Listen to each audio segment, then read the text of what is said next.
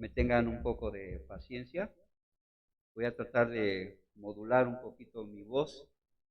Ustedes saben, estoy en un tratamiento dental y prácticamente muchas piezas me fueron retiradas y la modulación de mis palabras no son las correctas.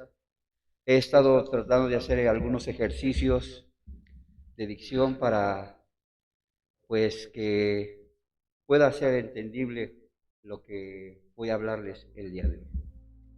En esta mañana quiero hablarles sobre apologética cristiana, la divinidad de Jesús.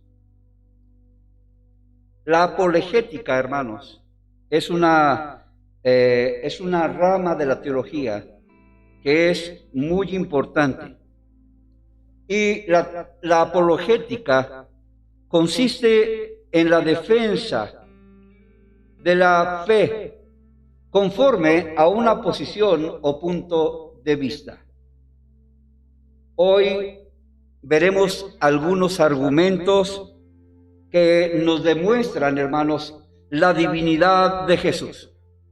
Puesto desde muchos años atrás se ha dudado de la divinidad de Jesús. Y hoy en la actualidad, hermanos, no es el caso. No es el caso de que mucha gente, aún creyendo, aún estando dentro de las iglesias, hermanos, muchas veces desconfiamos de esa divinidad de Jesús. Nuestros tiempos son tiempos muy peligrosos, en donde debemos de estar muy alertas, hermanos, de las diferentes filosofías que se manejan.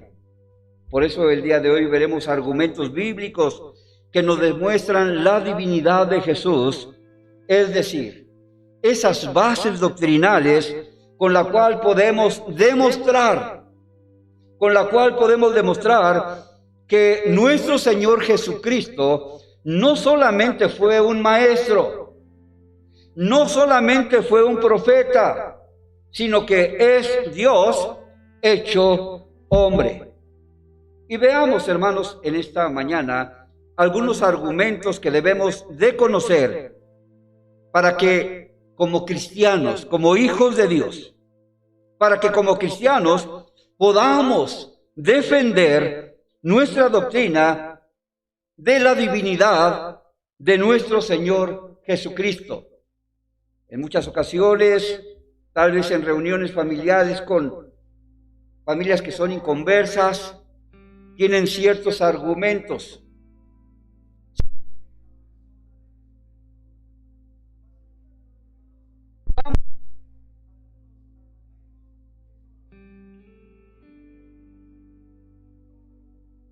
Cuando escribe a Tito en el capítulo 2, versículos 13 y 14, Pablo le hace ver algo muy importante a Tito.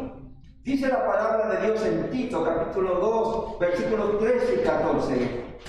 Aguardando la esperanza bienaventurada y la manifestación gloriosa de nuestro gran Dios y Salvador Jesucristo, quien se dio a sí mismo por nosotros para redimirnos de toda iniquidad y purificar para sí un pueblo propio, celoso de buenas obras.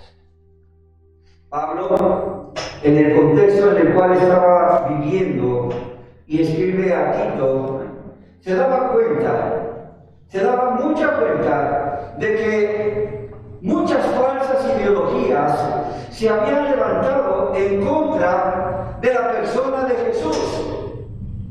Y esas ideologías, amados hermanos, que se levantaron en el tiempo de Pablo y de Tito, estas ideologías estaban afectando en gran manera a la iglesia del Señor Jesucristo, a la iglesia primitiva.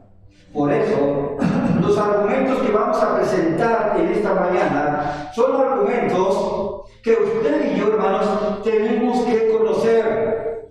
Y las citas bíblicas que el día de hoy vamos a a escuchar, hermanos, son citas que las debemos de tener bien apuntadas. Primeramente, el primer argumento que nosotros, hermanos, como cristianos debemos de tener es el argumento de las profecías. El argumento de las profecías.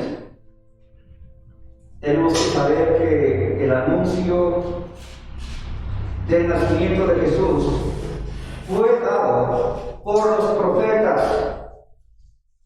Y ese anuncio se dio 700 años antes de su nacimiento. 700 años, hermanos, que el Señor Jesucristo naciera, ya los profetas estaban anunciando el nacimiento de nuestro Señor Jesucristo. Y ellos dijeron claramente que este Mesías que vendría, sería Dios mismo viniendo a este mundo. El profeta Isaías fue quien más profetizó sobre la divinidad del Mesías, de ese esperado. Isaías profetizó que su nombre sería Dios con nosotros. Isaías 9:6 dice, Isaías 7:14.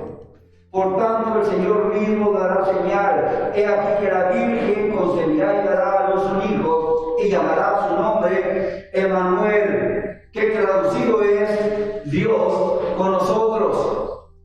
¿Qué privilegio tenemos usted y yo, hermanos, de que Dios esté con nosotros?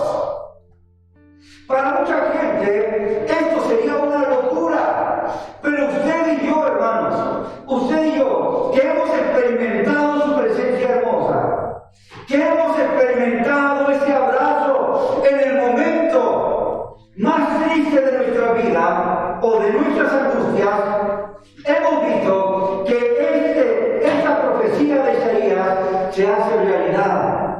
Aún más de 2020 años, el Señor es Dios con nosotros. Es el Emmanuel. Y si en algún momento usted, hermanos, tal vez tiene alguna duda, muchas veces por las circunstancias de la vida, pensamos que Dios no está con nosotros. No, hermanos.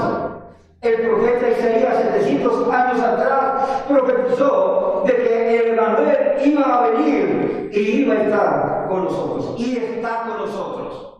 Y seguirá estando con nosotros. Isaías profetizó que el Mesías que sería llamado Dios fuerte y Padre eterno. Isaías 9:6 dice, porque un niño nos es nacido, hijo nos es dado. El principado sobre su hombro, y se llamará su nombre admirable, consejero, Dios fuerte, Padre eterno, príncipe de paz. En estos tiempos de guerra, cuánta gente, hermanos, los ucranianos, cuando los vemos en las redes sociales hoy en la actualidad, y no solamente los ucranianos, sino muchos rusos y mucha parte del mundo está suplicando por ese príncipe de paz, hermanos. Porque tengamos paz en estos tiempos de guerra.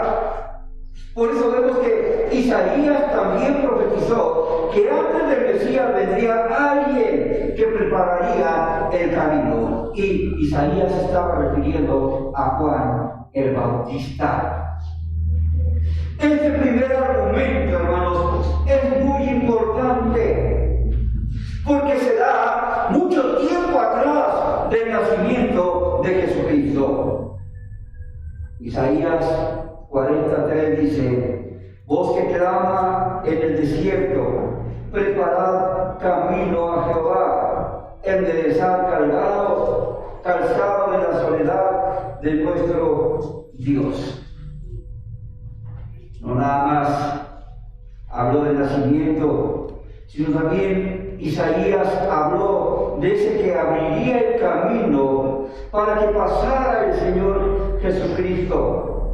El segundo argumento que todo cristiano debe de saber, el argumento del testimonio de los apóstoles. No solamente los profetas, sino ahora vemos a los apóstoles. Los apóstoles caminaron con Jesús. Los apóstoles vieron las maravillas de Jesús. Los apóstoles, hermanos, escucharon sus palabras y ellos dieron testimonio reconociendo que Jesús es Dios. ¡Qué tremenda bendición, hermanos! Tuvieron los apóstoles de caminar con Jesús, de escuchar esas palabras. Imagínense usted, hermanos, allá en el Sermón del Monte, sentada una multitud, también los apóstoles escucharon la palabra de Jesús, hablándoles. También, qué tremendo privilegio es que los apóstoles dan testimonio de que Jesús es Dios. Vemos que uno de los apóstoles llamado Tomás, que en cierto momento dudó de la divinidad, de la resurrección de Jesucristo, Tomás, el incrédulo, en un momento de su vida, perdió de vista a Jesús. El apóstol Juan, cuando escribe la carta, el Evangelio de San Juan, capítulo 20, versículos 27 y 28, dice: luego dijo a Tomás: pon aquí tu dedo y mira mis manos, y acerca tu mano y métela en mi costado, y no seáis incrédulos, sino creyentes.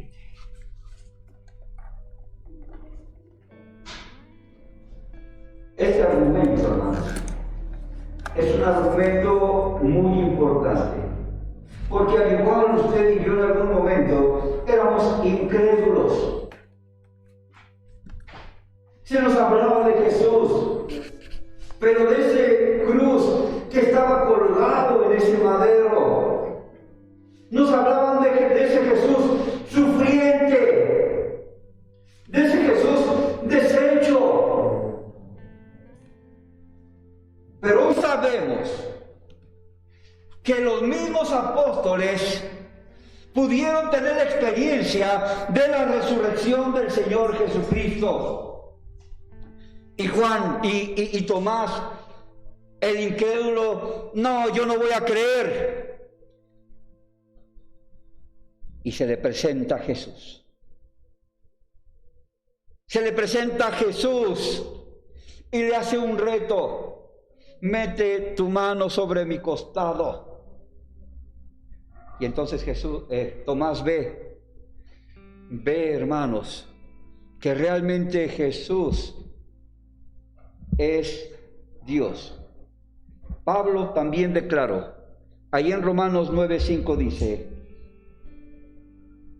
de quienes son los patriarcas y de los cuales, según la carne, vino Cristo, el cual es Dios sobre todas las cosas, bendito por los siglos. Amén. Pablo, también un perseguidor de la iglesia, tuvo la experiencia de ver a Jesús resucitado, haciéndose presente. Cuando Pablo iba camino a Damasco y se le presenta a Saulo de Tarso. ¿Por qué me persigues?, le decía Jesús a Saulo. ¿Quién eres? Yo soy Jesús a quien tú persigues. Y vemos el toque tremendo, hermanos, del poder de Dios, de la divinidad de Jesús, que en ese momento transformó a Pablo. Pablo simplemente dijo: ¿qué quieres que haga? ¿Qué quieres que haga? Jesús mismo declaró su deidad cuando Pedro escribe la segunda carta, ahí en el capítulo 1, versículo 1, Pedro dice: Simón Pedro, siervo y apóstol de Jesucristo, a los que habéis alcanzado por la justicia de nuestro Dios y Salvador Jesucristo, una fe igualmente preciosa que la nuestra. Cuando Jesús declara su deidad, allí en Juan capítulo 10, versículo 29 y 30, Juan decía: mi Padre que me la dio es mayor que todos, y nadie las puede arrebatar de la mano de mi Padre. Yo y el Padre somos uno. Cuando nosotros platicamos con gente que es católica, romana, podemos ver que ellos todavía creen en ese Jesús que está clavado en la cruz. Pero usted y yo, hermanos, ahora usted y yo sabemos que Cristo bajó de esa cruz, hermanos, y Él, como dice, hermanos, la palabra, Él resucitó. Y el credo de los apóstoles bien narra, hermanos, que Jesucristo al tercer día resucitó de los muertos. El tercer argumento que usted y yo debemos de tener, hermanos, el tercer argumento es el argumento de la aceptación de la adoración. La palabra de Dios nos muestra que nadie puede recibir adoración, solamente nuestro Dios. Estamos viendo una serie en Netflix, mi esposa y yo, que se llama Luna Nera, y habla precisamente de la edad del medievo, donde la iglesia tenía el poder, ponía, quitaba reyes. Y era tanto el poder que la iglesia tenía que los cardenales, los papas de aquel entonces, se creían que tenían una deidad, se creían dioses. Mas ese argumento, hermanos, ese argumento fue echado por la borda cuando Dios en su gracia levantó a esos hombres allá en el siglo XVI para deshacer esos argumentos satánicos. Por eso vemos que solamente la palabra de Dios nos muestra que nadie puede recibir adoración, solamente nuestro Dios. Apocalipsis 19, versículo 9 al 10 dice: y el ángel me dijo: escribe, bienaventurados los que son llamados a la cena de las bodas del Cordero. Y me dijo: esas son palabras verdaderas de Dios. Yo me postré a sus pies para adorarle, y él me dijo: mira, no lo hagas, yo soy consiervo tuyo y de tus hermanos que retienen el testimonio de Jesús. Adora a Dios, porque el testimonio de Jesús es el espíritu de la profecía. Cuando Juan recibe esa visión, hermanos, cuando recibe esa visión en la isla de Patmos, allá preso, vemos que Juan, hermanos, experimenta esa visión, hermanos. Y entonces, cuando el ángel está frente a Juan, Juan quería adorarle. Juan quería adorar. Y el ángel le decía: no, tú no me debes de adorar a mí. Al que debes de adorar es a Dios, a Jesús. En los evangelios se nos muestra que nuestro Señor Jesucristo recibió adoración, no la rechazó, sino que permitió que la adoraran sus discípulos. Esas personas que caminaban con Jesús. Sus discípulos lo adoraron. Mateo 14, versículos 32 y 33 dice: y cuando ellos subieron en la barca, se calmó el viento.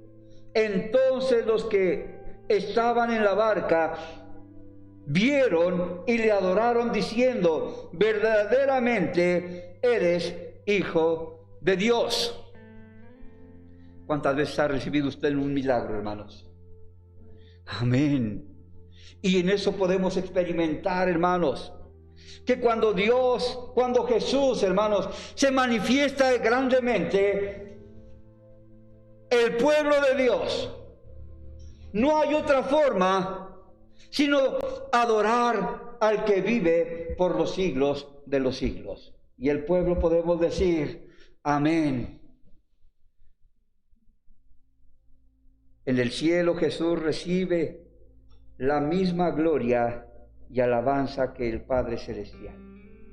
Apocalipsis capítulo 5, versículo 13 dice: y a todo lo creado que está en el cielo y sobre la tierra y debajo de la tierra y en el mar, y a todas las cosas que en ellos hay, oí decir: al que está sentado en el trono y al Cordero sea la alabanza, la honra, la gloria y el poder por los siglos de los siglos. Amén. Mucha gente está espantada hoy por ese rumor de guerra. Mucha gente está espantada, y me decía Biel, inclusive, que ya mucha gente está haciendo compras de pánico. Ya empezó a hacer compras de pánico. Perdemos la vista por los acontecimientos que están pasando en el mundo. Y no, hermanos, y no nos disponemos a adorar al que vive por los siglos de los siglos. Y es, hermanos, que el que vive por los siglos, ese, en estos momentos de crisis, hermanos, es el que nos puede dar la paz, la tranquilidad, la calma. Es verdad, bien dice el hermano Jesús, experimenta un estrés, pero seguramente que dentro de ese estrés ha llegado al domingo y puede decir: Señor, gracias. Señor, gracias. Porque si no hubiera sido por tu presencia, no hubiera podido salir adelante. Y a cada día, hermanos, que pasamos, Jesús es digno de adorar.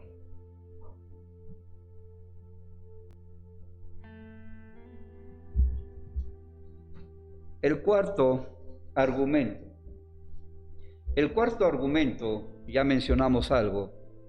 Este cuarto argumento que todo cristiano debe saber es el argumento de la resurrección. ¿Qué haría usted, hermano, si un muerto resucitase hoy en la actualidad? ¿Cuál sería su pensamiento? ¿Usted cree que Dios tiene poder para levantar a los muertos? Lo tiene, hermanos.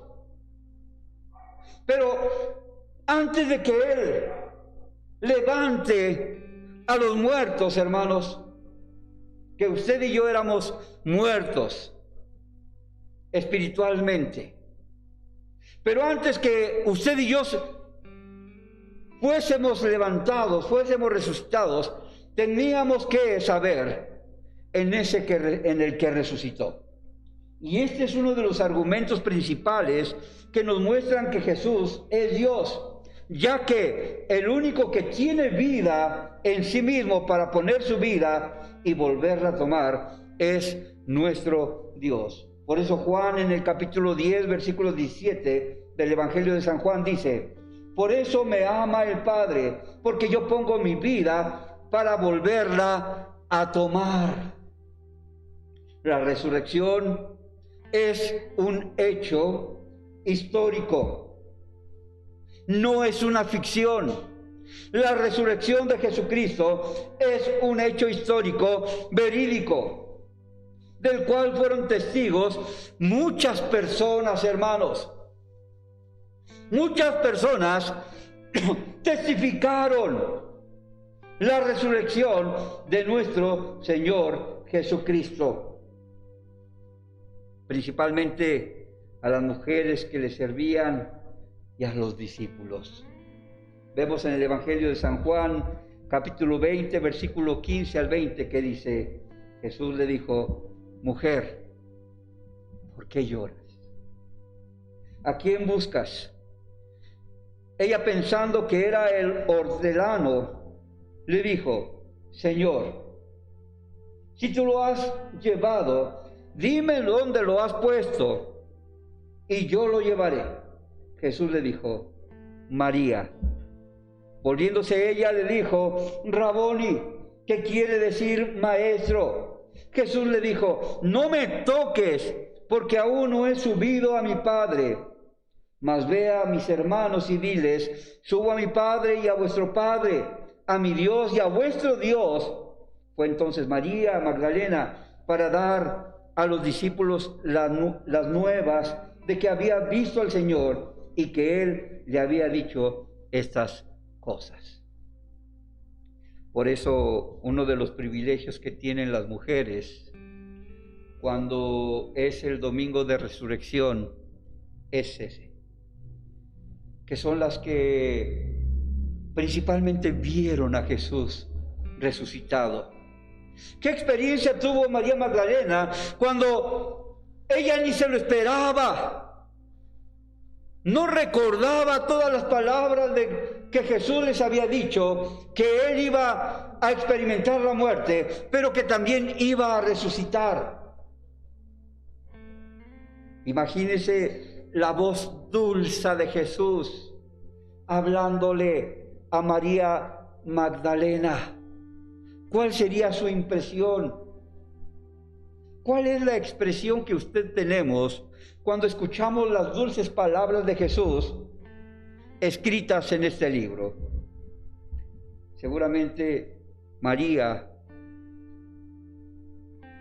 exclamó con cierta alegría, o con cierta incertidumbre, o con cierto miedo: Raboni, que quiere decir maestro. Jesús le dijo: no me toques, porque aún no he subido a mi Padre. Vemos que después de que se le apareció, de que el Señor resucitara y se le apareciera a las mujeres, posteriormente se le aparece a muchos testigos. Ahí en 1 Corintios, capítulo 15, versículo 4 al 8 dice: y que fue sepultado, y que resucitó al tercer día conforme a las Escrituras, y que apareció a Cefas, y después a los 12. Después apareció a más de 500 hermanos a la vez, de los cuales muchos viven aún, y otros ya duermen. Después apareció a Jacob, después a todos los apóstoles, y a lo último de todos, como a un abortivo, me apareció a mí. Qué experiencia, hermanos. Qué experiencia es que cuando escribe Pablo esta primera carta, él da testimonio y dice: se les apareció a muchos, de los cuales muchos todavía estaban vivos en el momento que Pablo estaba escribiendo esa carta.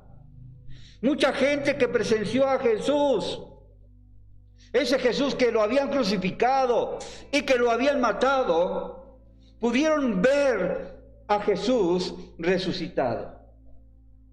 Y por último, el quinto argumento. Ese quinto argumento es de los atributos divinos de Jesús. Los atributos, recordemos, de Dios es su omnipotencia, omnipresencia, omnisciencia. Uno de sus atributos es su amor. Y vemos, hermanos, que Jesús, siendo Dios, también manifestó ciertos atributos. El Nuevo Testamento nos muestra a Jesús que tiene los mismos atributos del Padre. Jesús es creador. Juan 1:13. Todas las cosas por Él fueron hechas, y sin Él nada de lo que ha sido hecho fue hecho. Jesús es omnisciente. Juan 2:24 y 25. Pero Jesús mismo no se fiaba de ellos porque conocía a todos y no tenía necesidad de que nadie le diese testimonio del hombre, pues Él sabía lo que había en el hombre. Mucha gente trató de tentarlo, trató de engañarlo, pero vemos que Jesús lo sabía todo. Y Jesús conoce todo de usted, conoce todo de mí. No hay nada, queridos hermanos, que podamos esconderle a Jesús.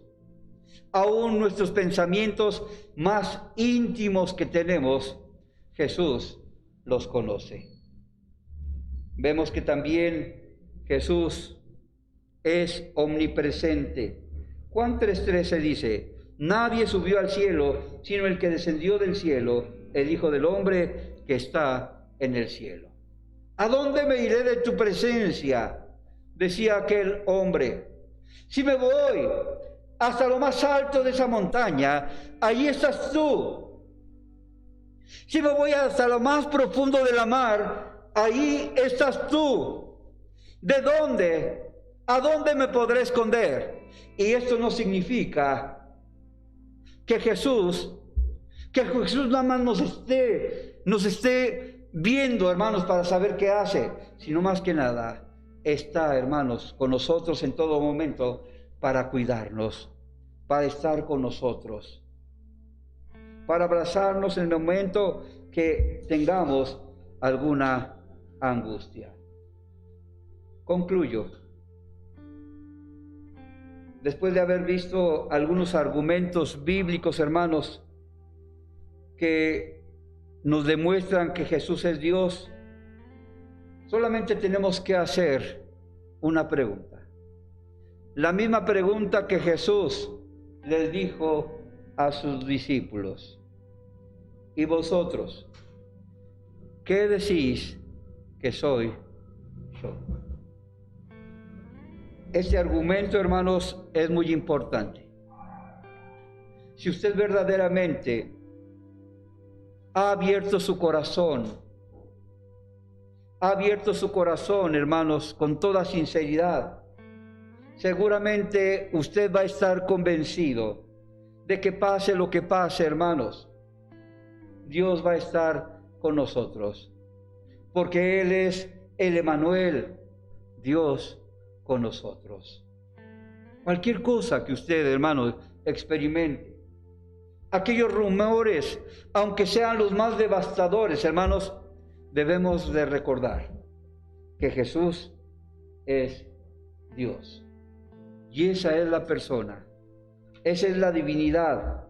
Y a esto, hermanos, a estos argumentos se les llama en teología apologética cristiana.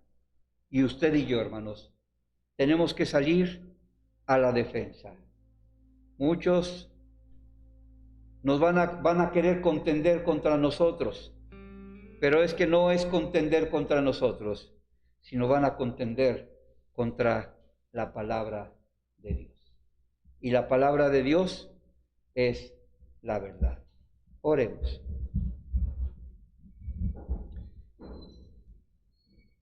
En estos tiempos, Señor, de crisis, en donde mucha gente tiene muchos temores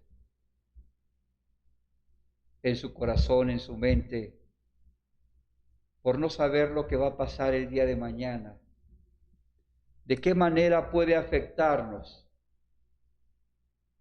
estas crisis que están pasando en el mundo. Muchos se han visto afectados por apartar su vista de Jesús.